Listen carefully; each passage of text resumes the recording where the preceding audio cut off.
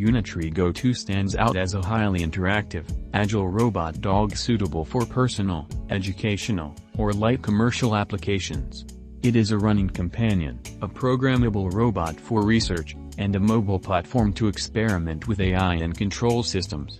It can recognize gestures and can be programmed to perform custom routines. Unitree Go2 can walk, trot, run, and crawl on flat and uneven terrain. It can climb stairs, ramps, and slopes. It can jump, roll, stretch, crouch, and perform expressive poses like waving or bowing.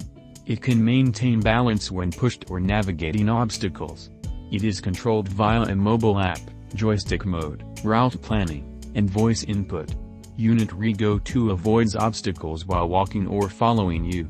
It builds 3D maps of rooms or environments for autonomous path planning. It responds to spoken commands. It can integrate with ChatGPT or other large language models to converse or process voice input.